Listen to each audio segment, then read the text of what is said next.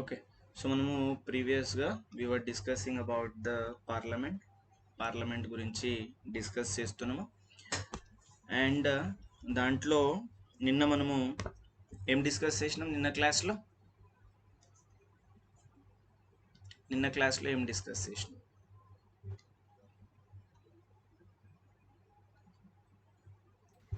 Sessions of Parliament. హ్మ్? Sessions of Parliament. Yes. Morning. Afternoon. So parliament sessions గురించి మనము discuss చేస్తున్నాం. And ఇక్కడ వరకు చూసినాం effects of the dissolution of the Lok Sabha. So Lok Sabha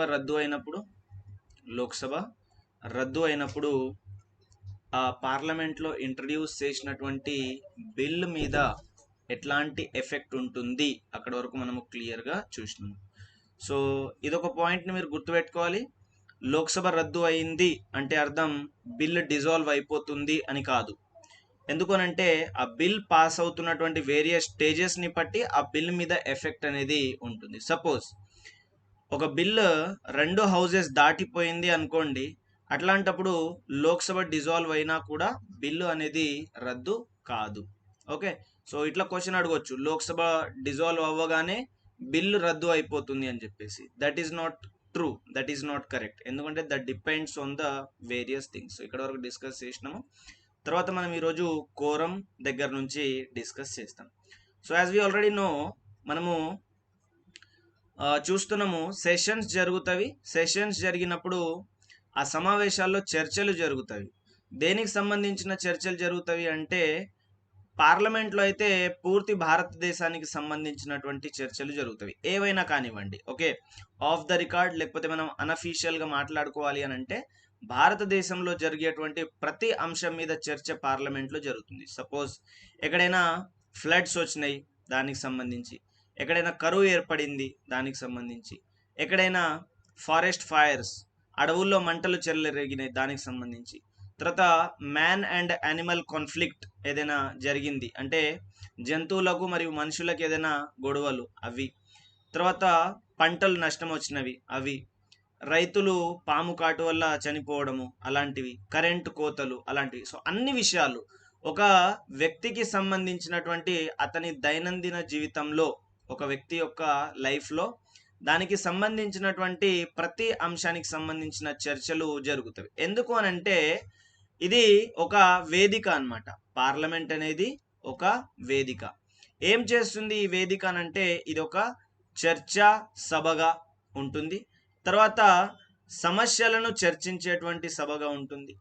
మరి ఆ సమస్యల్ని దూరం చేయటానికి ఏం చేయాలి అనే మార్గదర్శకం ఇచ్చేటువంటి సభ వేదిక కూడా పార్లమెంట్. సో ఎట్లా దూరం చేయాలి సమస్యల్ని అంటే చట్టాల రూపంలో కొన్ని నియమాలను రూపొందిస్తే ఆ చట్టాలను అమలు చేయటానికి కార్యనిర్వాహక వర్గం వాళ్ళు పనిచేస్తారు. తద్వారా ఉన్నటువంటి సమస్యలకు సొల్యూషన్ అనేది మనకు దొరుకుతుంది అనమాట.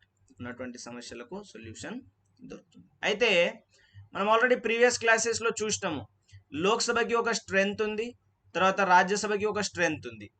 సో స్ట్రెంగ్త్ ఉన్నప్పుడు ఇట్ ఈస్ క్వైట్ కామన్ అందరూ సభకు రాకపోవచ్చు, పాయింట్ నెంబర్ 1. తర్వాత కొంతమంది అనర్హులుగా ఆఫీస్ని వదిలేయవచ్చు, లేదా కొంతమంది ఎన్నికలు చెల్లవు అని చెప్పేసి కోర్టులు డిక్లేర్ చేయవచ్చు, లేదా ఎవరైనా మరణానికి పాల్పడవచ్చు అంటే మరణం సంభవించవచ్చు, లేదు డెలిబరేట్లీ ఎవరు కూడా సమావేశానికి రాకపోవచ్చు. అయితే మరి ఒక చర్చా వేదికగా ఇది చర్చలు నిర్వహించాలి అంటే minimum number of members required. So minimum ఇంతమంది ఉండాలి. ఆ ఇంతమంది మినిమం ఉంటేనే సభ సమావేశాలు జరుగుతాయి. సో ఆ ఇంతమందినే, ఆ మినిమం నంబర్నే మనం కోరం అని అంటాం. ఆ మినిమం నంబర్నే కోరం అని చెప్పేసి అంటాం. ఒకసారి చూడండి. సో మరి లోక్సభకి కూడా అదే వర్తిస్తుంది, రాజ్యసభకి కూడా అదే వర్తిస్తుంది. అంటే లోక్సభలో కూడా కోరం ఉండాలి, రాజ్యసభలో కూడా కోరం ఉండాలి. అంటే అవి చర్చలు జరపడానికి ఉండాల్సినటువంటి కనీస సభ్యుల సంఖ్య. ఏంటిది? కనీస సభ్యుల సంఖ్య అని చెప్పేసి దీన్ని మీరు నోట్ చేసుకోవాలి. మరి ఏంటి కోరం అంటే ఎంత, ఆ హౌస్ యొక్క స్ట్రెంగ్త్ ఎంత అంటే the 1/10 of the total number of members of each house. So ఇప్పుడు సపోజ్ లోక్సభలో 543 ఉంది అనుకోండి, సో దీంట్లో 1/10. రాజ్యసభలో 245 ఉంది అనుకోండి, సో దీంట్లో 1/10. సో 1/10 1/10 ఉంటేనే, సో ఇట్లా లోక్సభలో 1/10 ఉండాలి, రాజ్యసభలో 1/10 ఉండాలి. సో ఆ కోరం దేని మీద డిపెండ్ అవుతుంది అంటే ఆ సంబంధించిన సభ స్ట్రెంగ్త్ మీదనే డిపెండ్ అవుతుంది అనమాట. సో మరి 1/10 డివైడ్ చేస్తే లోక్సభలో నాట్ లెస్ దెన్ 55 మెంబర్స్, రాజ్యసభలో నాట్ లెస్ దెన్ 25 మెంబర్స్ ఉండాలన్నమాట. ఓకే, సో దీంట్లో లోక్సభ యొక్క కోరం ఎంత అంటే 55 మందికి తగ్గకూడదు, అంటే 55 మినిమం అన్నమాట. రాజ్యసభలో కోరం 25 అని చెప్పేసి గుర్తుపెట్టుకోవాలి. మరి కోరం లేదు, ఓకే, సపోజ్ సే 53 మెంబర్స్ వచ్చి కూర్చున్నారు లోక్సభలో. సో అట్లా కోరం లేనప్పుడు మరి ఏం జరగాలి, ఈ చర్చ కొనసాగాల, చర్చ కొనసాగుతుందా లేదా వాయిదా వేయాలా కోరం వచ్చేంత వరకు? ఒకవేళ వాయిదా వేయాలి అని అంటే ఎవరు వేస్తారు? ఒకవేళ వాయిదా వేయాలి అని అంటే ఎవరు వేస్తారు? సో ఇది మీకు ఆల్రెడీ తెలుసు, మినిమం 55 మెంబర్స్ దాంట్లో ఉండాలా అండ్ 25 మెంబర్స్ దాంట్లో ఉండాలి మినిమం అని చెప్పేసి మీకు తెలుసు. ఓకే, సో మరి ఇప్పుడు అజ్యూమ్ చేయండి దీంట్లో 50 మెంబర్సే వచ్చినారు అండ్ దీంట్లో 20 మెంబర్సే వచ్చినారు. సో ఇప్పుడు ఏం జరుగుతుంది, సభ చర్చలు ప్రారంభమవుతాయా?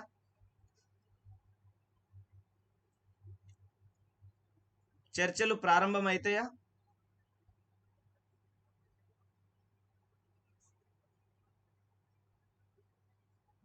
చర్చలు ప్రారంభం అవుతాయా?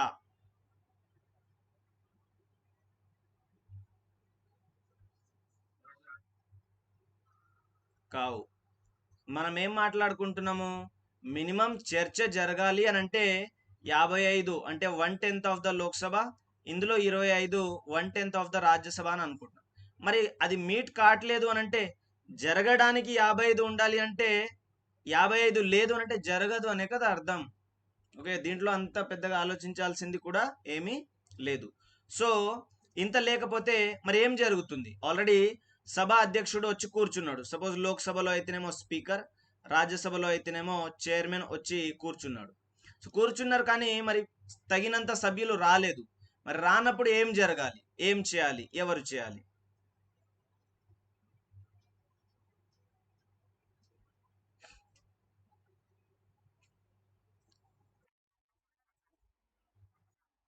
ఎస్, సో ఈ క్రైటీరియా మీట్ అవ్వటానికి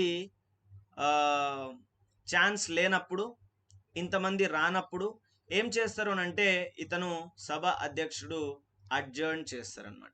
ఓకే, సభని వాయిదా వేస్తారు.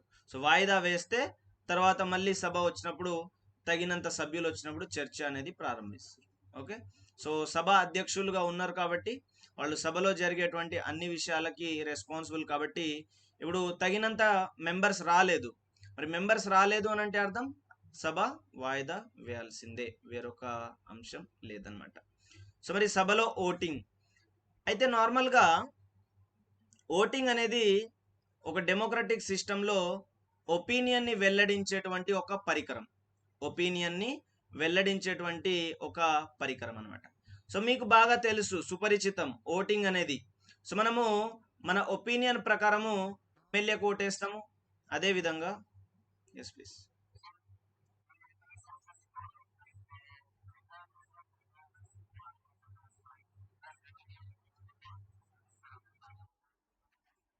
No penalty. If a person continuously does not attend to the session continuously for 60 days, then he is subjected to the disqualification.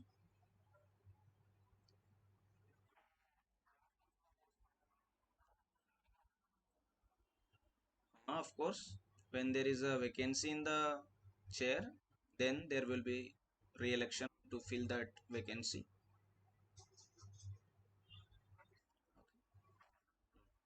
So మనకి ఎమ్మెల్యేలు ఏం చేస్తాము అంటే మన ఒపీనియన్ ప్రకారము ఒక వ్యక్తిని ఎన్నుకోవడానికి మనం ఓటు వేస్తాము. అదే మాదిరిగా ఎంపీని ఎలక్ట్ చేసుకోవడానికి, లోక్సభ ఎంపీని ఎలక్ట్ చేసుకోవడానికి మనము అంటే కామన్ సిటిజన్స్ ఓట్ని యూజ్ చేస్తాము. అదేవిధంగా రాజ్యసభ ఎంపీని ఎలక్ట్ చేసుకోవడానికి ఎమ్మెల్యేలు వాళ్ళ ఎక్స్ప్రెషన్ ఆఫ్ ద ఓట్, వాళ్ళ ఎక్స్ప్రెషన్ ఆఫ్ ద ఒపీనియన్ ప్రకారము రాజ్యసభ ఎంపీని వాళ్ళు ఎలక్ట్ చేసుకుంటారు, రైట్. అదే మాదిరిగా మనకి ఎలక్షన్స్ అనేది జరుగుతూ ఉంటవి ఓటింగ్ ప్రాసెస్ ద్వారా. So here the voting process is expression of the opinion. So మనం ఒక ఒపీనియన్ ని ఎక్స్ప్రెస్ చేయడానికి ఓటింగ్ ప్రాసెస్ అని అంటాం. సో ఇది సభల్లో కూడా జరుగుతుంది. ఈ ఓటింగ్ ప్రాసెస్ అనేది సభల్లో కూడా జరుగుతుంది. సో ఎందుకు జరుగుతుంది, ఎట్లా జరుగుతుంది అనేది ఒక చిన్న ఎగ్జాంపుల్ తీసుకోండి. లెట్స్ సే ఒక బిల్ తీసుకొస్తున్నారు, ఒక బిల్ తీసుకొస్తున్నారు. తీసుకొచ్చిన బిల్ లోక్సభ మరియు రాజ్యసభ రెండిట్లో పాస్ అయి ప్రెసిడెంట్ ఆఫ్ ఇండియా దగ్గర అసెంట్ తీసుకుంటే ఆ బిల్ అనేది చట్టంగా మారుతుంది అన్నమాట. ఆ బిల్ చట్టంగా మారుతుంది. అయితే ఇప్పుడు ఎవరు ఆమోదించాలి ఆ బిల్ని అని అంటే లోక్సభ ఆమోదించాలి, రాజ్యసభ ఆమోదించాలి. సో లోక్సభ, రాజ్యసభ అంటే ఇక్కడ మీనింగ్ ఎవరు? లోక్సభలో ఉన్నటువంటి సభ్యులు, లోక్సభలో ఉన్నటువంటి సభ్యులు అండ్ రాజ్యసభలో ఉన్నటువంటి సభ్యులు. సో మరి ఎట్లా డిసైడ్ చేస్తారు అని అంటే, సపోజ్ ఇప్పుడు చూడండి, విమెన్ రిజర్వేషన్ కోసం 106వ రాజ్యాంగ సవరణ తెచ్చినారు, లేదా ఆడపిల్లల మ్యారేజ్ ఏజ్ని ఇంక్రీజ్ చేయాలి 18 నుంచి 21 ఇయర్స్కి అని చెప్పేసి ఒక బిల్ని తీసుకొస్తున్నారు. సో అట్లాంటప్పుడు ఆ బిల్ని లోక్సభలో ప్రవేశపెట్టినారు. సో ప్రవేశపెట్టినప్పుడు ఇప్పుడు దానికి కావాల్సిన క్రైటీరియా ఉంది. సాధారణ చట్టాలు అయితేనేమో సింపుల్ మెజారిటీ తోటి, అంటే కొంచెం తక్కువ నంబర్ ఆఫ్ ఎంపీలు, ఓకే. అదే రాజ్యాంగ సవరణ అయితేనేమో special majority 2/3 members, okay. So ఆ బిల్ని డిపెండ్ అయ్యి ఆ స్ట్రెంగ్త్ అనేది మారుతూ ఉంటుంది. అది సింపుల్ మెజారిటీయా, ఎఫెక్టివ్ మెజారిటీయా, స్పెషల్ మెజారిటీ అనేది ఆ బిల్ని బేస్ చేసుకొని మారుతూ ఉంటుంది. అయితే ఎప్పుడైతే ఒక బిల్ని ప్రవేశపెడుతున్నారో, ప్రవేశపెట్టినప్పుడు లోక్సభ ఆమోదించాలి. లోక్సభ ఆమోదించాలి అంటే అర్థం లోక్సభలో ఉన్నటువంటి సభ్యులు దాన్ని ఆమోదించాలి అని చెప్పేసి అర్థం. సో మరి ఎట్లా ఆమోదిస్తారు? ఇప్పుడు చర్చలు జరుగుతవి, సభలో చర్చలు జరుగుతవి. చర్చలు జరిగినప్పుడు it is quite common that ఒక్కొక్కళ్ళు ఒక్కొక్క అడ్వైస్ ఇస్తారు. సపోజ్ ఇప్పుడు ఒక ఆయన 18 ఇయర్స్ నుంచి 20 ఇయర్స్కి పెంచుదాం, 21 ఇయర్స్ కాదు అని ఒక ఆయన అంటాడు. ఇంకొక ఆమె అంటది 25 ఇయర్స్కి పెంచండి అని. ఎందుకనంటే అమ్మాయిలు కూడా మాస్టర్స్ చేయాలి, పీజీ చేయాలి, అప్పటికే 23 ఇయర్స్ అవుతాయి. పిహెచ్డి కూడా చేయాలి కాబట్టి ఇంకొక 3 ఇయర్స్ అట్లా కలుపుకొని 25 ఇయర్స్ ఆర్ 26 ఇయర్స్ చేయండి అని చెప్పేసి ఇంకొక ఆయన అంటాడు, అరే 25 ఇయర్స్ వరకు లీగల్ ఏజ్ని పెంచడం అనేది అది పేరెంట్స్కి, పేదవాళ్ళు ఉంటారు, అది ఉంటారు, ఇది ఉంటారు, బర్డన్గా ఉంటుంది, ఓకే. సో అని చెప్పేసి ఇంకొక ఆయన అంటాడు, సరే 18 కాకుండా 19కి పెంచుదామని. సో ఇదంతా జరిగిన తర్వాత సభ, ఆ సభలో ఉన్నటువంటి సభ్యులు పూర్తిగా ఒక కంక్లూజన్ మీద వస్తారనమాట.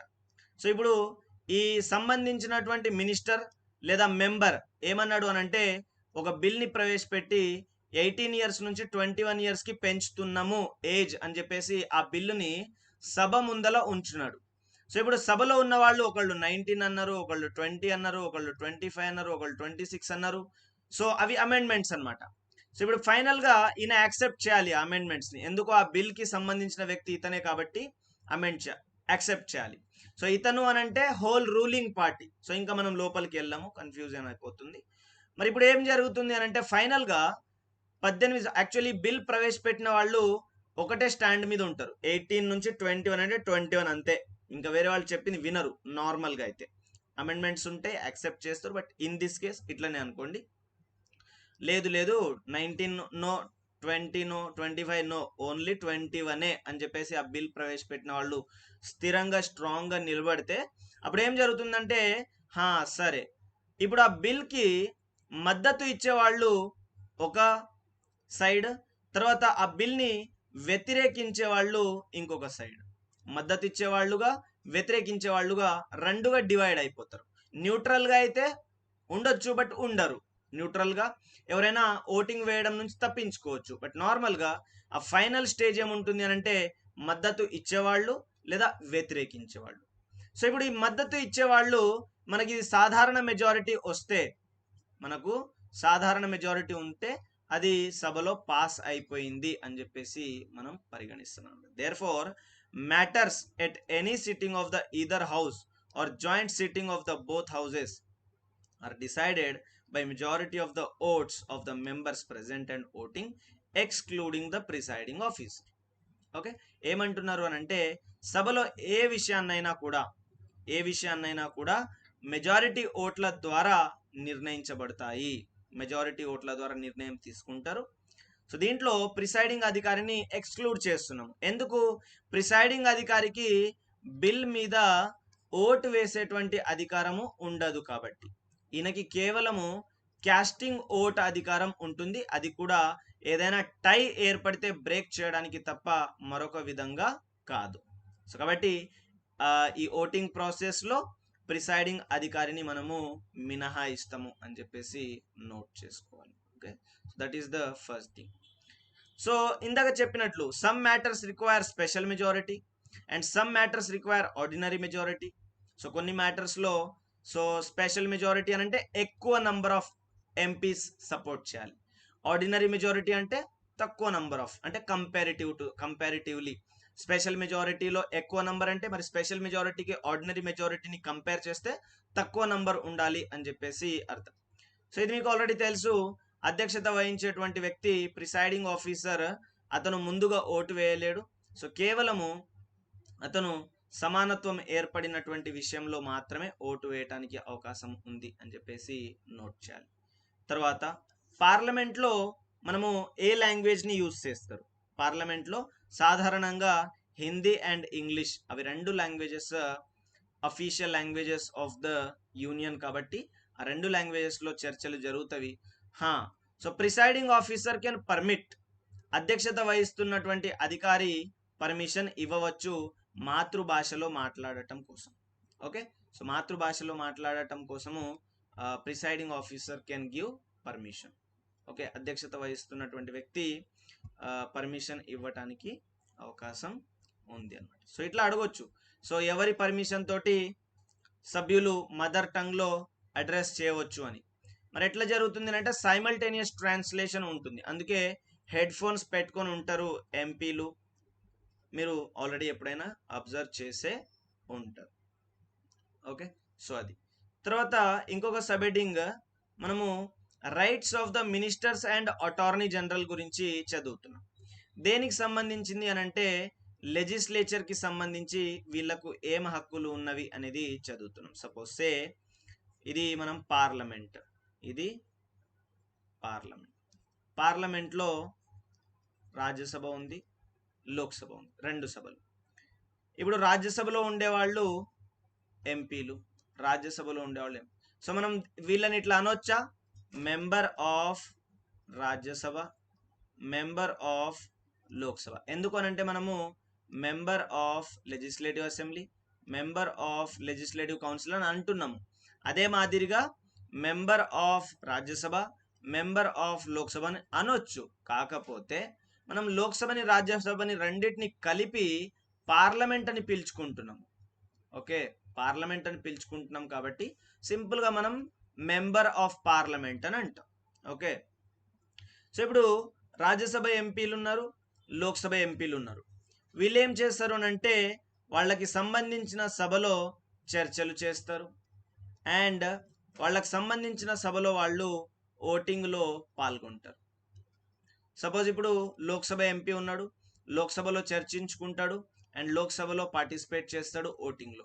రాజ్యసభ ఎంపీ ఉన్నాడు, ఆయన రాజ్యసభలో చర్చల్లో పాల్గొంటాడు, రాజ్యసభలో ఓటింగుల్లో పాల్గొంటాడు. అయితే ఇక్కడ మనం ఈ సబ్ హెడ్డింగ్ని చూడడానికి రీజన్ ఏంటి?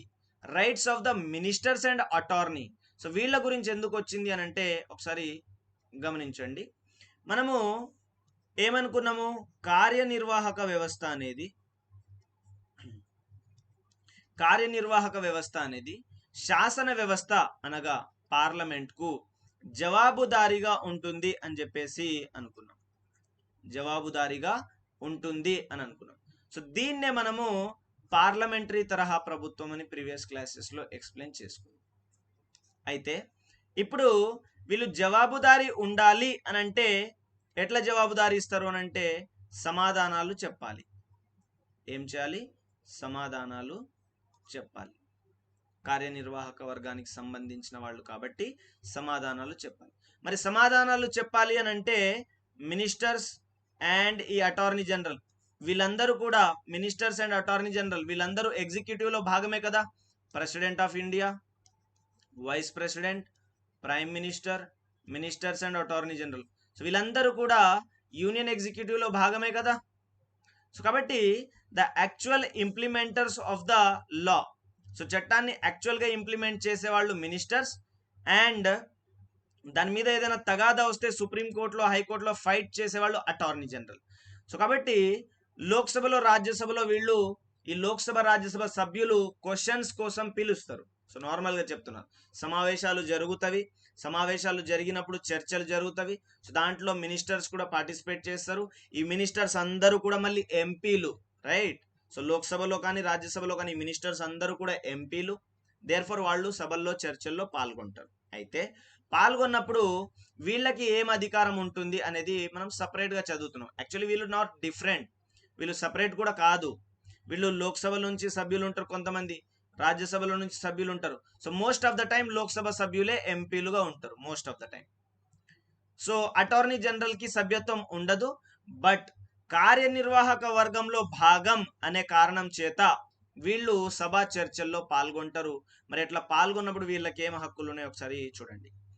Every minister, attorney general of India have right to speak and take part in the proceedings of the either house, joint sitting, committee of the parliament without right to vote. Without right to vote అంటే సభ లేదా ఉభయ సభలు ఏదైనా సమావేశానికి సంబంధించిన విషయంలో, ఏదైనా సమావేశానికి సంబంధించిన విషయంలో అటార్నీ జనరల్ మరియు ప్రతి మంత్రి పార్టిసిపేట్ చేయవచ్చు. ఏదైనా ఒక సభ కావచ్చు, ఉమ్మడి సభ లేదా ఉభయ సభల సమావేశం, ఉమ్మడి సమావేశం లేదా కమిటీ, ఏదైనా దాంట్లో చర్చల్లో పాల్గొనవచ్చు. ఒకసారి చూడండి,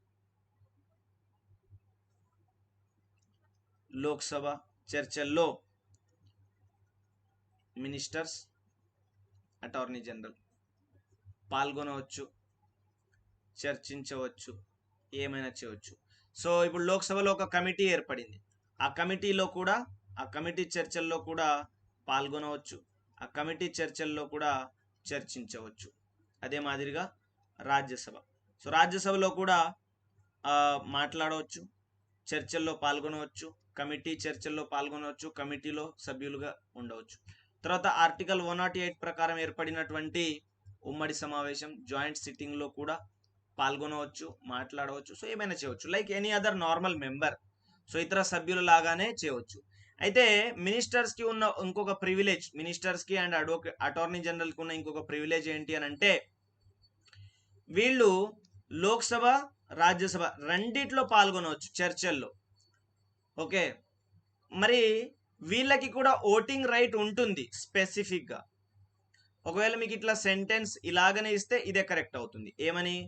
so ministers and attorney general participate in the discussions of the house without right to vote, ఇది కరెక్ట్ అవుతుంది అప్పుడు, సేమ్ స్టేట్మెంట్. సో ఇట్లా ఒకవేళ ministers and attorney general, so ఇప్పుడు అటార్నీ జనరల్ పక్కకు పెట్టండి, ministers participate in the house in the discussion, they do not have voting right at all. So ఇక్కడ at all అనే ఒక వర్డ్ ఉంది చూడు, సో వాళ్ళకి అస్సలు ఉండదు అని అర్థం. సో అస్సలు ఉండదా అంటే నో, వాళ్ళు ఏ సభలో సభ్యులు ఉంటారో ఆ సభలో వాళ్ళకి ఓటింగ్ రైట్ ఉంటుంది. ఓకే, సో కాబట్టి ఇప్పుడు లోక్సభలో సభ్యత్వం ఉన్నటువంటి వ్యక్తి మినిస్టర్గా ఉంటే అతనికి లోక్సభలో ఓటింగ్ రైట్ ఉంటుంది. రాజ్యసభలో సభ్యత్వం ఉన్న వ్యక్తి ఉంటే అతనికి రాజ్యసభలో సభ్యత్వం ఉన్న వ్యక్తి మినిస్టర్ అయితే అతనికి రాజ్యసభలో ఓటింగ్ రైట్ అనేది ఉంటుంది. Okay, so ministers who are not the members for 6 months, they do not have voting right in any house, but they can still participate. ఇక్కడ చూడండి, ministers who are not the members, సభలో సభ్యులు కానటువంటి మంత్రులు, సభలో సభ్యులు కానటువంటి మంత్రులు చర్చల్లో పాల్గొనవచ్చు. అది రాజ్యసభ చర్చలు కావచ్చు, లోక్సభ చర్చలు కావచ్చు. ఎట్లా పార్టిసిపేట్ చేస్తున్నారు, వీళ్ళకి ఏం హక్కు ఉందని లోక్సభ రాజ్యసభ చర్చల్లో ఈ మంత్రులు పార్టిసిపేట్ చేస్తున్నారు, వీళ్ళకి సభ్యత్వం లేదు. ఎట్లా పార్టిసిపేట్ చేస్తారు?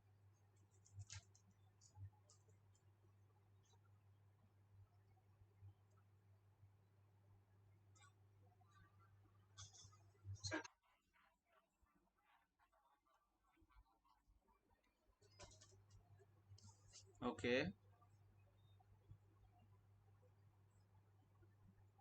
అర్థం కాలేదు, రిలవెంటే లేదు అసలు.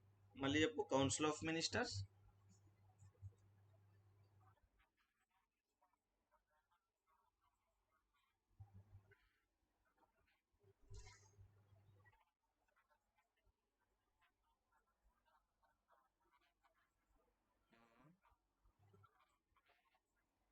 That is okay. సో ఎవరైతే ఆల్రెడీ మెంబర్గా లేరో, okay, so the person is neither the member of the Lok Sabha nor in the Rajya Sabha, అది క్లియర్. సో విదిన్ 6 months అతను మెంబర్షిప్ తీసుకొని రావాలి, otherwise he has to resign చేస్తారు. నేను అడిగిన క్వశ్చన్ ఏంటి అని అంటే, ఇప్పుడు ఈ మెంబర్ అంటే ఈ మినిస్టర్, ఈయనకి మెంబర్షిప్ లోక్సభలోనూ లేదు అండ్ రాజ్యసభలోనూ లేదు, but still he can participate in the ప్రొసీడింగ్స్లో ఆయన పార్టిసిపేట్ చేయవచ్చు. By what right? ఏం హక్కుతోటి, ఏం అధికారంతో పార్టిసిపేట్ చేస్తాడు అని అడిగిన.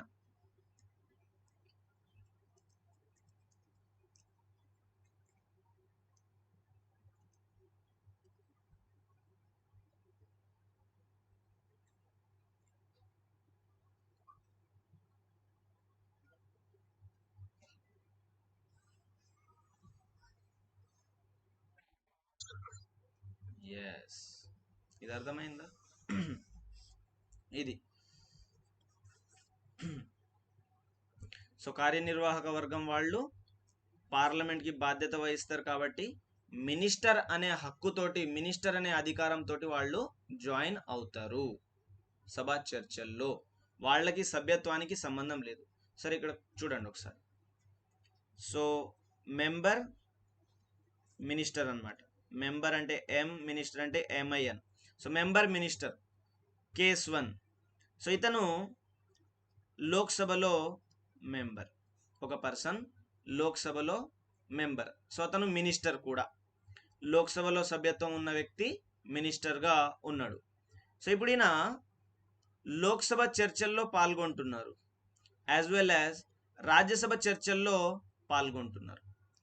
ఇప్పుడు ఈయన లోక్సభ చర్చల్లో 2 కెపాసిటీస్లో పాల్గొంటారు. ఆయనకి 2 అధికారాలు ఉన్నాయి, ఒకటి యాజ్ ఎ మెంబర్, ఇంకొకటి as a minister. Clear? But Rajya Sabha విషయానికి వస్తే ఆయన ఒక్కటే కెపాసిటీలో పాల్గొంటాడు. ఏంటి ఆ కెపాసిటీ?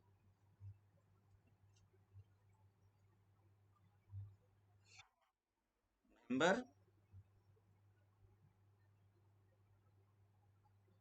ఆల్రెడీ మెంబర్ది లోక్సభలో ఖతం అయిపోయింది. మినిస్టర్. ఎందుకనంటే మనకి డ్యూయల్ మెంబర్షిప్ కూడా నాట్ అలౌడ్, ఒకటే సభలో సభ్యులుగా ఉండాలి. సో ఇక్కడ క్లియర్గా ఒక పర్సన్ మెంబర్గా ఉన్నాడు, యాజ్ వెల్ యాజ్ మెంబర్షిప్ ఎక్కడుంది ఆయనకి? లోక్సభలో ఉంది. And therefore he became minister, right? So ఇప్పుడు ఆయన మినిస్టర్ అనే కారణం చేత లోక్సభ మరియు రాజ్యసభ రెండిట్లో చర్చల్లో పాల్గొంటాడు. లోక్సభలో మాత్రం ఆయన మెంబర్ అనే కారణం చేత కూడా పాల్గొంటాడు. పాల్గొనడం అయితే కామన్ రెండిట్లో. సో ఆయన మెంబర్షిప్ ఎక్కడ వర్కౌట్ అవుతుంది అని అంటే ఓటింగ్ వేసుకునేడానికి అవకాశం ఉంటుందన్నమాట. ఓకే, సపోజ్ ప్రీవియస్లీ ఒక క్వశ్చన్ అడిగినారు, ఏమని అంటే ప్రధానమంత్రి రాజ్యసభ సభ్యుడు అయినప్పుడు, ప్రధానమంత్రి రాజ్యసభ సభ్యుడు అయినప్పుడు అతని మీద నో కాన్ఫిడెన్స్ మోషన్ని లోక్సభలో ప్రవేశపెట్టినప్పుడు ఆయనకి ఉన్నటువంటి డిసడ్వాంటేజ్ ఏంటి అని చెప్పేసి క్వశ్చన్. సో ఏంటి డిసడ్వాంటేజ్ అంటే నో కాన్ఫిడెన్స్ మోషన్ మీద అతను ఓటు వేయడానికి అవకాశం లేదు. ఎందుకు? అతను రాజ్యసభ సభ్యుడు. లోక్సభలో సభ్యత్వం ఉంటేనే లోక్సభలో ఓటు వేయడానికి అవకాశం ఉంటుంది. సో మీరు సింపుల్గా గుర్తుపెట్టుకోవాల్సిన పాయింట్ ఏంటి అని అంటే, ఒక వ్యక్తి మెంబర్ ఏ సభలో సభ్యత్వం ఉంటే ఆ సభలోనే ఓటు వేస్తాడు అని ఒకటి గుర్తుపెట్టుకోవాలి. సో మెంబర్ అయిన తర్వాతనే మినిస్టర్ అవుతారు కాబట్టి సాధారణంగా ఇప్పుడు చూడండి, ఎమ్మెల్యేలుగా ఎలక్షన్స్ అయినవి, ఎలక్షన్స్ అయిన తర్వాతనే చాలామంది మినిస్టర్స్గా అయినారు. కాబట్టి మెంబర్గా ఉన్న వ్యక్తే మినిస్టర్గా ఉంటారు కాబట్టి అతనికి ఏ సభలో మెంబర్షిప్ ఉంటే ఆ సభలో ఆయన ఓటు వేస్తాడు అని ఒక పాయింట్ గుర్తుపెట్టుకోండి. అండ్ మెంబర్షిప్ లేకున్నా కూడా 6 months వరకు విదౌట్ బీయింగ్ అ మెంబర్ ఆయన మినిస్టర్గా లేదా ప్రైమ్ మినిస్టర్ చీఫ్ మినిస్టర్గా పనిచేయవచ్చు అని గుర్తుపెట్టుకోవాలి. ఓకే, సో అది. తర్వాత కుంటిబాతు సెషన్, ఇది ఒక చిన్న concept. So lame duck session అని అంటాం దీన్ని.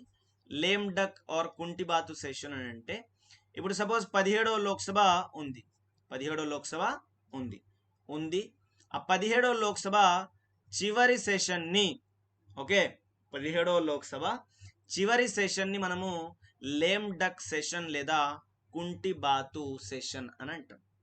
సో ఆ సభలో ఉన్నటువంటి అందరు వ్యక్తులని, అంటే ఇప్పుడు 543 ఎంపీస్ ఉన్నారు, వాళ్ళందరినీ కూడా మనము లేమ్ డక్ అని అంటాం. వాళ్ళందరినీ కూడా లేమ్ డక్ అని అంటాం. సో ఇప్పుడు ఆల్రెడీ 553 మెంబర్స్ వీళ్ళందరూ కూడా మళ్ళీ పోటీ చేస్తున్నారు. సో ఎవరైతే విన్ అయి వస్తారో వాళ్ళని మాత్రం మనం లేమ్ డక్ అని పిలువం, వాళ్ళని మాత్రం లేమ్ డక్ అని పిలువం. సో చూడండి, లేమ్ డక్ సెషన్ అంటే refers to the last session of the existing Lok Sabha. So existing Lok Sabha అంటే 17వ లోక్సభ, 17వ లోక్సభ యొక్క చివరి సమావేశాన్ని మనము లేమ్ డక్ సెషన్ అని అంటాం. ఓకే, సో దీన్ని లేమ్ డక్ సెషన్ అని రిఫర్ చేసాం. తర్వాత న్యూలీ ఎలెక్టెడ్ సభ మనకి వస్తుంది. అయితే ఎగ్జిస్టింగ్ సభలో ఉన్నటువంటి సభ్యులని మనము లేమ్ డక్స్ అని అంటాం.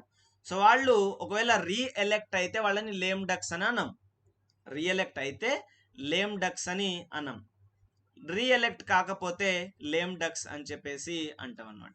ఓకే, సో ఇది కాన్సెప్ట్ దీంట్లో. అంటే సింపుల్గా చివరి లోక్సభ యొక్క చివరి సెషన్ని లేదా గత లోక్సభ యొక్క చివరి సెషన్ని మనము కుంటిబాతు సెషన్ అని అంటాం. ఆ సెషన్లో ఉండేటువంటి సభ్యులందరూ కూడా కుంటి వాళ్ళు, లేమ్ డక్స్. ఓకే, సో ఎందుకు, వాళ్ళ కాళ్ళు ఇరిగిపోయినాయి. ఎట్లా ఇరిగిపోయినాయి, మళ్ళీ వాళ్ళు ఎన్నికల్లో గెలవలేదు. సో అట్లా తిరిగి గెలిచి వచ్చిన వాళ్ళు మాత్రం లేమ్ డక్స్ కాదు అని చెప్పేసి నోట్ చేయాలి. సో ఈ విధంగా in parliament quorum ensures the minimum attendance for the business. So సభలో చర్చలు జరగటానికి, తర్వాత ఏదైనా బిల్లు పాస్ చేయడానికి, చట్టాలు కావటానికి minimum number of attendance is required. So అది కోరం అంటున్నాం మనం దాన్ని. తర్వాత voting by majority, some exceptions for special majorities. So సభలో ఓటింగ్ జరుగుతుంది, హిందీ ఇంగ్లీష్ లాంగ్వేజ్గా వాడుకుంటున్నాము, అండ్ మదర్ టంగ్ని కూడా ప్రిసైడింగ్ ఆఫీసర్ అలౌ చేస్తున్నారు. Ministers and attorney general participate చేస్తారు but could not vote. And the lame duck session అంటే చివరి సెషన్ అని చెప్పేసి మీరు ఇక్కడ నోట్ చేసుకోవాలన్నమాట. ఓకే, సో ఇది మనకి పార్లమెంట్కి సంబంధించినటువంటి కంప్లీట్ డీటెయిల్స్, రైట్. స్టేట్ లెజిస్లేచర్లో కూడా మనము నిన్న పార్లమెంట్లో సమన్ గురించి, అడ్జర్న్మెంట్, ప్రొరోగేషన్, డిజల్యూషన్ గురించి డిస్కస్ చేసినప్పుడు ఇవి డిస్కస్ చేసినాం. సో ఇక్కడ కూడా కోరం, ఎక్కడ ఇది స్టేట్ లెజిస్లేచర్లో. ఓకే, స్టేట్ లెజిస్లేచర్లో కోరం. మనము ఏమనుకున్నాము ప్రీవియస్గా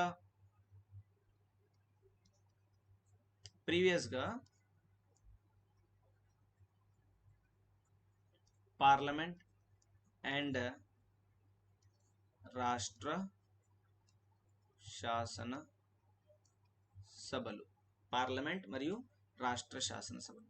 సో పార్లమెంట్లో చర్చలు జరుగుతాయి, ఇక్కడ కూడా చర్చలు జరుగుతాయి.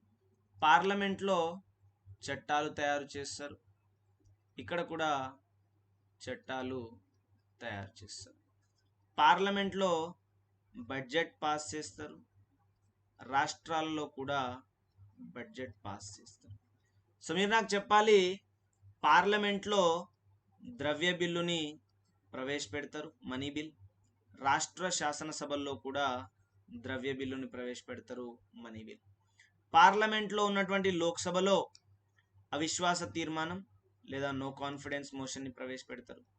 రాష్ట్ర శాసనసభల్లో లెజిస్లేటివ్ అసెంబ్లీలో కూడా నో కాన్ఫిడెన్స్ మోషన్ ప్రవేశపెడతారు. ఓకే, సో ఇప్పుడు మీరు నాకు చెప్పాలి, పార్లమెంట్లో జరిగేటువంటి ఇంకొక ముఖ్యమైనటువంటి ఫంక్షన్, అది రాష్ట్ర శాసనసభల్లో జరగదు. అదేంటో చెప్పాలి. లోక్సభలో నో కాన్ఫిడెన్స్ మోషన్ ఎవరికి వ్యతిరేకంగా, లెజిస్లేటివ్ అసెంబ్లీలో నో కాన్ఫిడెన్స్ మోషన్ ఎవరికి వ్యతిరేకంగా. ఈ రెండింటికి ఆన్సర్, ఈ మూడింటికి ఆన్సర్ చెప్పాలి.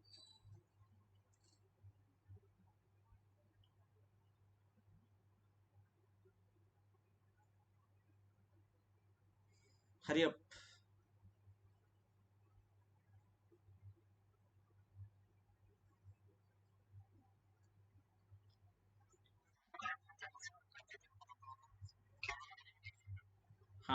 ప్రభుత్వానికి వ్యతిరేకంగా, ప్రభుత్వాన్ని పడగొట్టడానికి. ఓకే, సో మరి ఎవరు ఇక్కడ ప్రభుత్వం, ఎవరు ఇక్కడ ప్రభుత్వం ఎవరికి వ్యతిరేకంగా?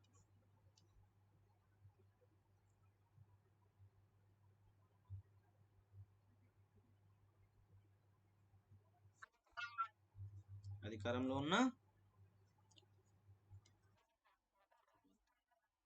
మంత్రిమండలికి వ్యతిరేకంగా. ఓకే, సో కేంద్రంలో మంత్రిమండలి headed by the prime minister, రాష్ట్రంలో మంత్రిమండలి headed by the chief minister.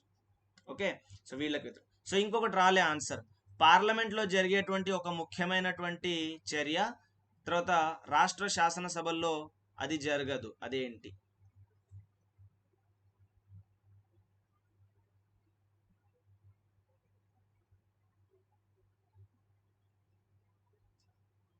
Hint ఇవ్వాలి ఏమైనా? రాజ్యాంగం.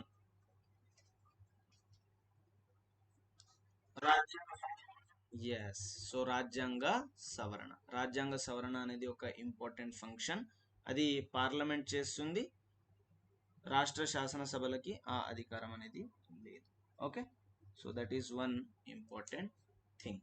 All right. సో అయితే ఇప్పుడు ఇవన్నీ జరుగుతున్నప్పుడు వీటిని మనము సమావేశాలు అని అనుకుంటున్నాం. సమావేశాల్లోనే జరుగుతాయి ఇవన్నీ.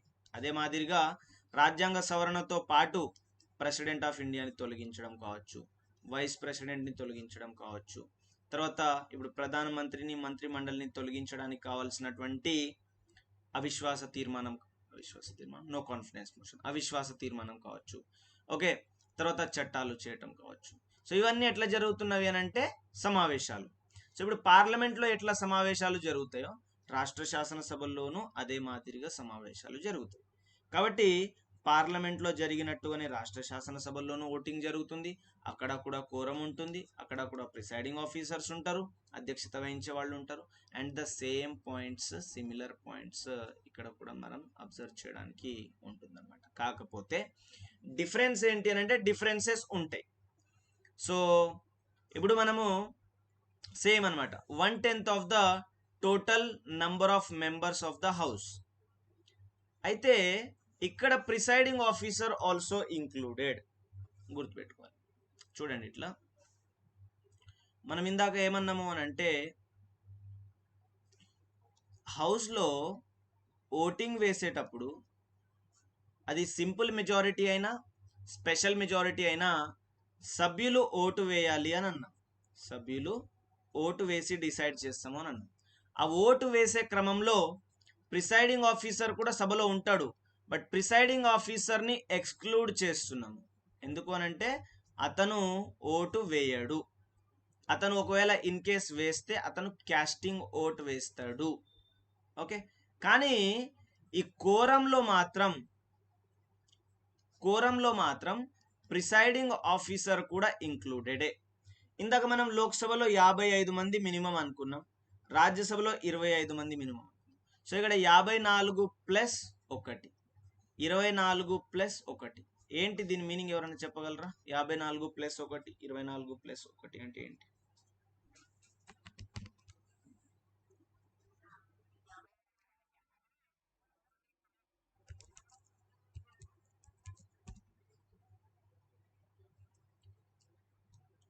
అరే వా,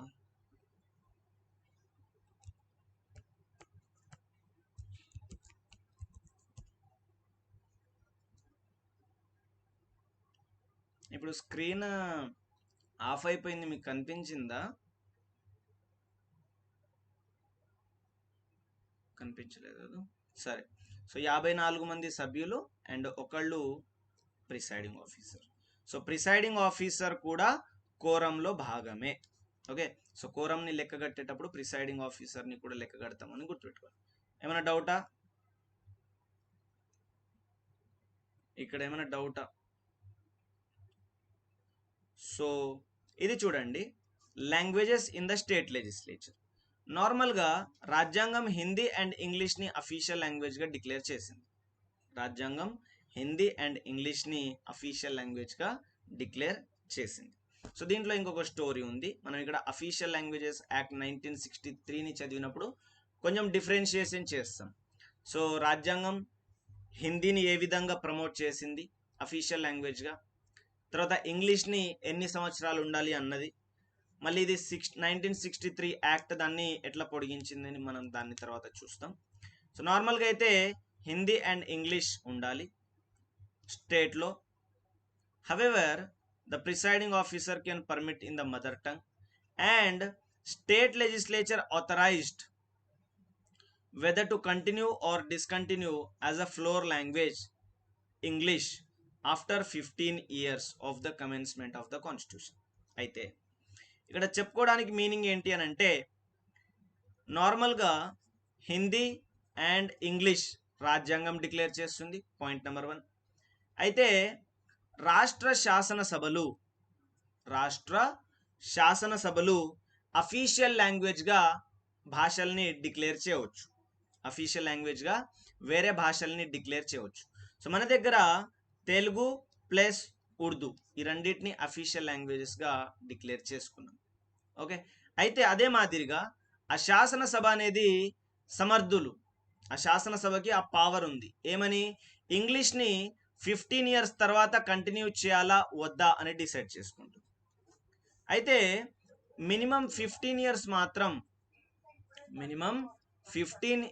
మాత్రం ఇట్లా ఉంటుందన్నమాట. ఇంగ్లీష్ అఫీషియల్ లాంగ్వేజ్గా మినిమం 15 ఇయర్స్ ఉంటుంది.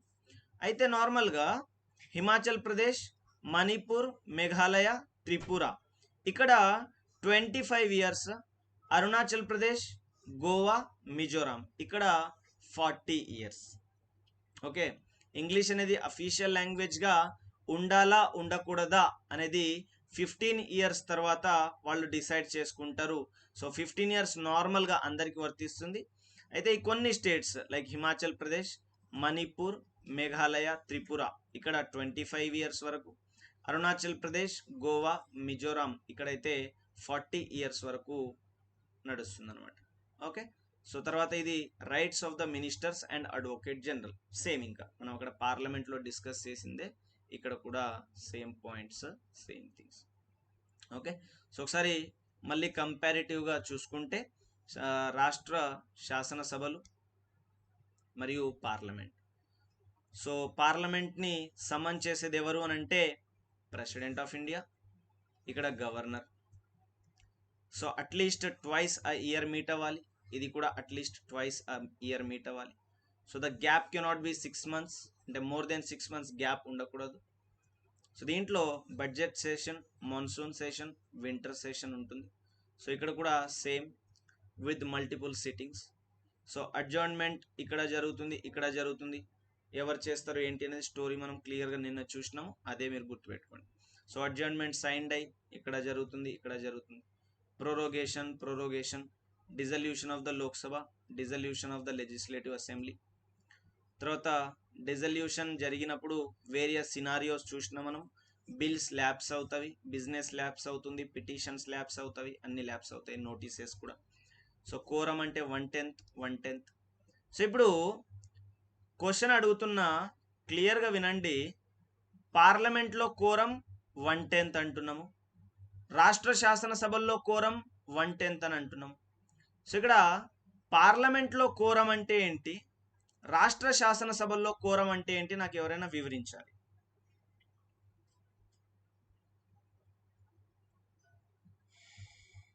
ఫస్ట్ పార్లమెంట్ అంటే ఏంటో డివైడ్ చేయండి.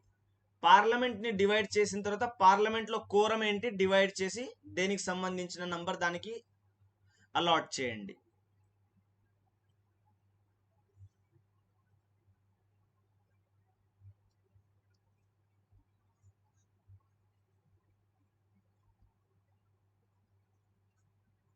సో పార్లమెంట్లో కోరం అంటే ఏంటి?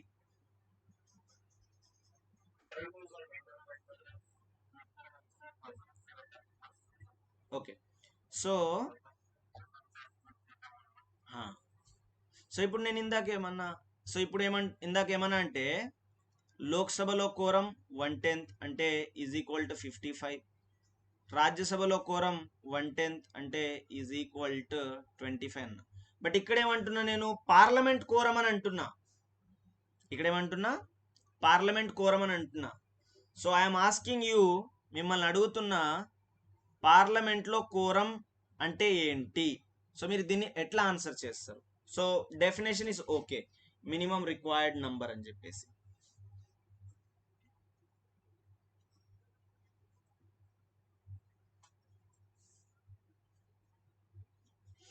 సపోజ్ ఆర్టికల్ 108 ప్రకారము జాయింట్ సిట్టింగ్ పెట్టినారు. సో జాయింట్ సిట్టింగ్ కి కూడా మినిమం కోరం అవసరం, అది కూడా 110. సో ఇప్పుడు జాయింట్ సిట్టింగ్ కి కావాల్సినటువంటి నంబర్ ఎంత? జాయింట్ సిట్టింగ్ కోరం యొక్క స్ట్రెంగ్త్ ఎంత?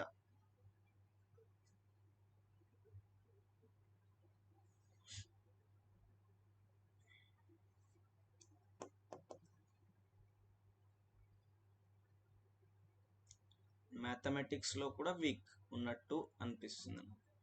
సో ఏం చేయాలి? సింపుల్గా ఈ రెండింటిని ప్లేస్ చేస్తే అదే లోక్సభని రాజ్యసభని కలిపి కూర్చోబెడితేనే కదా జాయింట్ సిట్టింగ్ అనేది, రైట్? సో లోక్సభని రాజ్యసభని కలిపి కూర్చోబెడుతున్నారు అని అంటే అర్థం ఏంటి? ఈ 55 ఈ 25 అదే కోరం అవుతుంది అనమాట. సో దీని కోరం ప్లస్ దీని కోరం, అంటే నాకు మ్యాథమెటిక్స్ అంత ఎక్కువేం రాదు, ఓకే. సో దీని కోరం ప్లస్ దీని కోరం, ఈ రెండింటి కోరం కలిపితేనే పార్లమెంట్ కోరం అవుతుంది, అంటే జాయింట్ సిట్టింగ్ కోరం కూడా అదే అవుతుంది. సో ఎంత? ఈ 55 అండ్ ఈ 25 అంటే ఎంత?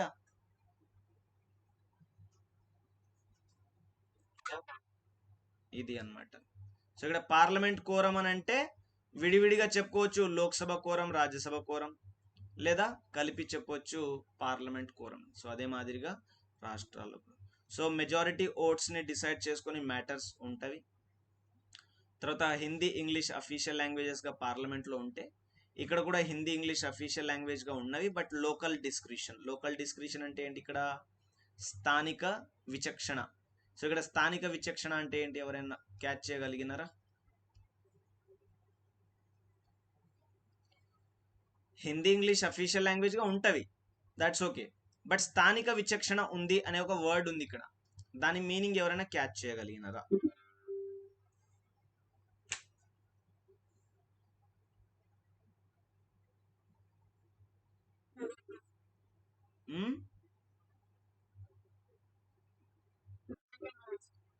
మదర్ టంగ్ ఇక్కడ కూడా ఉంది,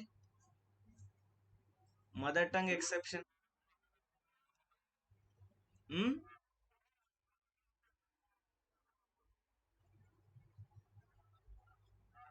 అది లాంగ్వేజ్ కి సంబంధించి 15 ఇయర్స్ ఒకళ్ళకి, 25 ఇయర్స్ ఒకళ్ళకి, అది కూడా కామన్ గా ఉంది. బట్ జస్ట్ పీరియడ్ లో డిఫరెన్స్,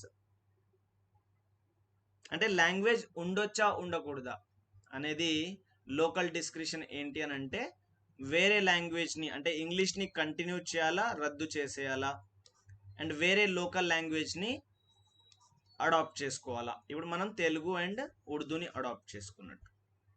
తర్వాత మినిస్టర్స్ అండ్ అటార్నీ జనరల్కి అండ్ మినిస్టర్స్ అండ్ అడ్వకేట్ జనరల్కి ఉన్నటువంటి హక్కులు అనమాట. ఓకే. సో దీంతో మన పార్లమెంట్లో ఉన్న ఇంపార్టెంట్ టాపిక్ ఇంకొకటి ఫినిష్ అయిపోయింది.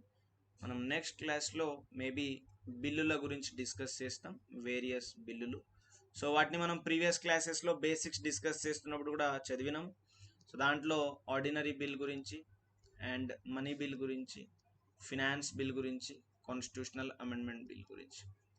ఓకే. సో మనం ఫినాన్స్ బిల్ చర్చించలేదు, ఎందుకంటే that is a type of money bill అని చెప్పేసి.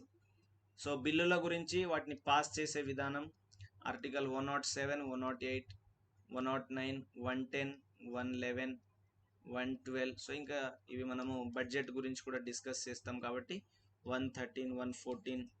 సో మొత్తం డిస్కస్ చేస్తాం నెక్స్ట్ క్లాస్లో. ఓకే. సో దీంట్లో ఏమైనా డౌట్ ఉంటే అడగండి ఈ క్లాస్లో. సో ఇది మన ఈ క్లాస్ యొక్క మెయిన్ డిస్కషన్. అండ్ సో గుర్తుపెట్టుకోండి, ఇవి ఇంపార్టెంట్ అన్నమాట. రైట్, ఏమైనా క్వశ్చన్స్ ఉన్నాయి ఇక్కడ? మనకి గ్రూప్లో ఉన్నాయి క్వశ్చన్స్.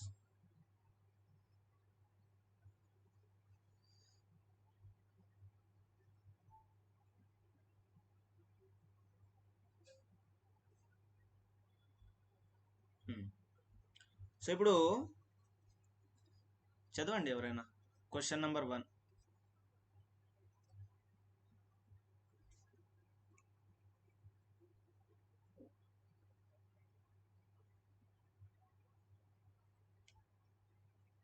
అంటే అక్కడ క్వశ్చన్ నెంబర్ 2 అని ఉంది, ప్రధాని పదవి చేపట్టడానికి అని చెప్పేసి.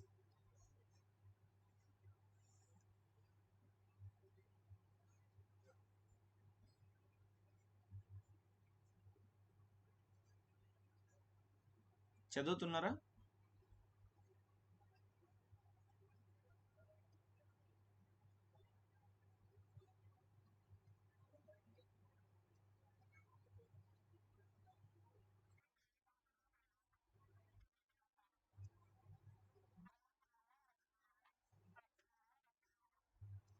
ఓకే. సో ప్రధాని పదవి చేపట్టడానికి కావాల్సినటువంటి కనీస అర్హత ఏంటి అని చెప్పేసి క్వశ్చన్. సో ఆన్సర్ ఏంటి స్పందన?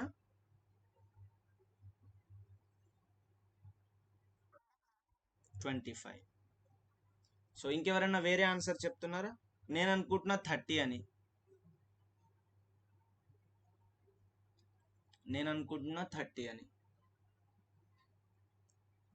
అండ్ రెండు కరెక్టే, 25 కరెక్టే, 30 కూడా కరెక్టే. అయితే మనకు నోటిఫికేషన్లో ఒక వర్డ్ ఉంటుంది. సో ఇట్లా ఏమైనా క్వశ్చన్స్ ఉన్నప్పుడు ద మోస్ట్ అప్రోప్రియేట్ దాన్ని ఆన్సర్గా టిక్ చేస్తాము అని, ఆర్ ద మోస్ట్ అప్రోప్రియేట్ని. యాక్చువల్గా ఇవి రెండు కూడా మోస్ట్ అప్రోప్రియేటే. సో అది సెకండరీ విషయం. సో మళ్ళీ మనం డిస్ప్యూట్లో పెడతాము, ఫస్ట్ కీ ఉంటుంది, ప్రైమరీ కీ, ఇంకా చాలా ఉంటాయి. తెలంగాణ ఎగ్జామ్లో అయితే చాలా కీలు ఉంటాయి, ఇంకా మస్తు రకాల కీలు. సో అదంతా పక్కన పెడితే, సో ఇప్పుడు దీంట్లో మోస్ట్ అప్రోప్రియేట్ ఏంటి అని అంటే అది 25. సో నార్మల్గా దీని ఎక్స్ప్లెనేషన్ చూడండి. మనకి ఏమని చెప్తాం మనము ఆర్టికల్ 75ని చూసినప్పుడు, ఎవరైనా సరే ఒక పర్సన్ మినిస్టర్ కావాలి అని అంటే, ఇంక్లూడింగ్ ప్రైమ్ మినిస్టర్, అతను shall be the member of either house. So లోక్సభలోనైనా సభ్యుడై ఉండాలి, అండ్ రాజ్యసభలోనైనా సభ్యుడై ఉండాలి. There is no discrimination. So మరి లోక్సభ సభ్యుడికి కావాల్సిన కనీస అర్హత 25, రాజ్యసభ సభ్యుడికి కావాల్సిన కనీస అర్హత 30. సో రెండు కరెక్టే. సపోజ్ మనకి దానికి ఇంకో క్వశ్చన్ ఉంది చూడండి. ఇందిరాగాంధీ, దేవేగౌడ, ఇంద్రకుమార్ గుజ్రాల్ అండ్ డాక్టర్ మన్మోహన్ సింగ్, వీళ్ళందరూ రాజ్యసభ నుంచి పనిచేసిన వాళ్ళు. సో కాబట్టి 30 కూడా కరెక్టే. కాకపోతే 25ని మనం మోస్ట్ అప్రోప్రియేట్ అని అనుకోవచ్చు. ఎందుకు అంటే 2 రీజన్స్. ఒకటి, మనము ఈ బ్రిటన్ పార్లమెంటరీ తరహా ప్రభుత్వాన్ని తీసుకున్నాం కాబట్టి, బ్రిటన్లో దిగువ సభల అంటే ఈక్వలెంట్ టు ద లోక్సభ, దిగువ సభలో సభ్యత్వం ఉన్న వాళ్లే ప్రైమ్ మినిస్టర్గా పనిచేయడానికి అర్హత కలిగి ఉంటుంది. సో ఆ ఒక కారణం చేత. So I'm just explaining the unofficial trick. So ఇది మనం ఇలా తీసుకోవాలి అని కాదు అర్థం. సో బట్ దీన్ని మోస్ట్ అప్రోప్రియేట్ అని చెప్పడానికి ఇది ఒక ఎగ్జాంపుల్ అనమాట. అది ఒకటి. తర్వాత council of ministers are the ministers responsible to the Lok Sabha, and most of the time లోక్సభలో సభ్యులుగా ఉన్న వాళ్లే మినిస్టర్స్ అవుతారు, and most of the time లోక్సభలో సభ్యులుగా ఉన్న వాళ్లే ప్రైమ్ మినిస్టర్గా అవుతారు. సపోజ్ ఇప్పుడు మనకి ఇంతమంది ప్రధానమంత్రులు ఉన్నారు, దాంట్లో కేవలం ఈ 4 మాత్రమే రాజ్యసభ నుంచి పనిచేసినారు, అంటే రిమైనింగ్ పీపుల్ అందరూ కూడా లోక్సభ నుంచి ఉన్న వాళ్ళే. So this can be the most appropriate answer. తర్వాత కింద పేర్కొన్న వారిలో రాష్ట్రపతి రాజ్యసభకి సభ్యులుగా ఉన్న వాళ్ళని ఎవరిని ప్రధానమంత్రిగా నియమించినాడు అని చెప్పినాడు. ఆ 4 ఆప్షన్స్ కూడా కరెక్టే. సో దాంట్లో ఏ ఒక్కరిని పెట్టినా కూడా అది రైట్ ఆన్సరే అవుతుంది. సపోజ్ ఇందిరాగాంధీ కావచ్చు, దేవేగౌడ, ఐకే గుజరాల్, డాక్టర్ మన్మోహన్ సింగ్, ఎవరైనా కావచ్చు. ఓకే, తర్వాత సో మంత్రి మండలికి రాష్ట్రపతికి మధ్య సంధానకర్తగా పనిచేసేది ఎవరు? ఇంకా డెడ్ ఈజీ క్వశ్చన్, మీరు కళ్ళు మూసుకొని చేసేస్తారు, దీంట్లో డౌటే లేదు. అంతేనా? ఓకే, సో కొంతమంది అన్నారు ఇందిరాగాంధీ అండ్ మన్మోహన్ సింగ్ అని. సో ఇంకొంతమంది అన్నారు answer D D D D D D అంటే మన్మోహన్ సింగ్ అని అన్నారు కొంతమంది మన్మోహన్ సింగ్ అండ్ ఇందిరాగాంధీ ఇద్దరికి కలిపి చెప్పినారు. తర్వాత ఇంకొక ఆయన దేవేగౌడ ముందు ప్రధాని అయ్యి తర్వాత రాజ్యసభ సభ్యులుగా అయినారు. సో మనకి ముందైనరా తర్వాత అయినరా అని క్వశ్చన్ అడగలేదు. సో అది కూడా ఓకే.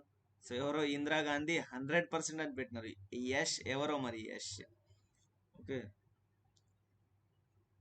సో ఆ నలుగురిలో ఎవరైనా కూడా.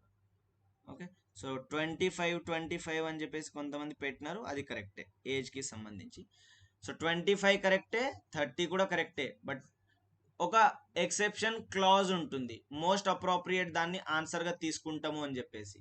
సో అప్పుడు ఇది అవుతుంది. అండ్ ఇది కూడా మనము కీలో రేస్ చేస్తే దాన్ని అటు చేసి ఇటు చేసి ఏదో ఒకటి చేసి క్వశ్చన్ తీసేయడమా, ఎక్స్ట్రా మార్కులు కలపడమా, అలాంటివి చేస్తారు.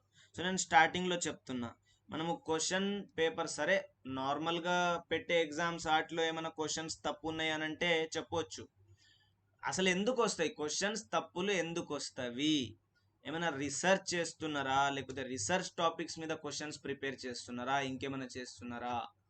ఉన్న టాపిక్ని ఉన్నది ఉన్నట్టు చదువుకొని, సో ఇప్పుడు యు మేక్ ఇట్ ఇట్లా, సమ్మనింగ్ is done by the president, adjournment is done by the say summoning is done by the president of India, adjournment is done by the vice president, and prorogation is done by the prime minister. Which of the following are true అని అడుగు question. 1 only, 1 and 2, 1 2 3, none of the above. ఉన్నది ఉన్నట్టు చదువుకొనే కదా నువ్వు paper తయారు చేయాల్సింది, వేరేదేం కాదు కదా. సో మనకి ఇవంతా నేకేడ్ అనమాట, నగ్నంగా కనిపిస్తున్నాయి, కానీ ఏం చేయలేని పరిస్థితి, ప్రశ్నించలేని పరిస్థితి, ఎవరు ఏమీ చేయలేని పరిస్థితి అనమాట. అవునా కాదా? సో నగ్నంగా కనిపిస్తుంది. యూపీఎస్సి వాళ్ళు కండక్ట్ చేసే ఎగ్జామ్లో ఎందుకు జరగదు? సో అక్కడ కూడా ఉన్నాయనుకో కొన్ని ఫాల్ట్స్. తర్వాత యూజీసీ కండక్ట్ చేసే వాళ్ళలో ఎందుకు అంత మిస్టేక్స్ జరగవు? ఏమైనా జరిగినా 1 or 2 ఉంటే వాళ్ళు ప్రాంప్ట్లీ వెంటనే యాక్షన్ తీసుకుంటారు. మనము ఒకవేళ టీఎస్పీఎస్సి మన వాళ్ళు అడగాలన్నమాట, పదుల సంఖ్యలో లెటర్స్ పెట్టాలి, ధర్నాలు చేయాలి, అది చేయాలి, ఇది చేయాలి, ఏదేదో చేయాలి. సో ఇట్లా ఉంది. సో ఎనీ హౌ ఇది మన కాన్సెప్ట్. దీంట్లో ఇంకేమైనా క్వశ్చన్స్ ఉన్నాయా? Any more questions?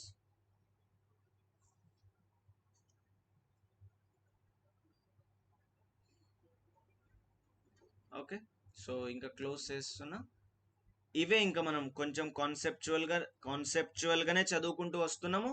ఇంకా మనం కాన్సెప్చువల్గా జుడిషియరీ వరకు అదే ఉంటుందన్నమాట, కాన్సెప్చువల్గానే ఉంటుంది జుడిషియరీ వరకు. దాని తర్వాత మొత్తం కూడా ఫ్యాక్ట్ ఓరియంటెడ్ చాప్టర్సే ఉంటవి. మనము సింపుల్గా ఒక 20 క్లాసెస్లో ఒక్కొక్క క్లాస్లో 1-2 చాప్టర్లు మనము కంప్లీట్ చేసేవచ్చు. సో దాని తర్వాత మనం ఎంసీక్యూస్ కూడా ఇప్పుడు ఆల్రెడీ చిన్న చిన్న వీడియోస్ తయారు చేస్తారు కదా. సో దాంట్లో భాగంగా 1 or 2 ఎంసీక్యూస్ కూడా తయారు చేసి పెడదాము. ఓకే, సో అవి కూడా ఫాలో అవ్వండి and make the revision, right? So with this ending the session. మళ్ళీ మనము రేపు క్లాస్లో కలుద్దాం. Have a very good time ahead.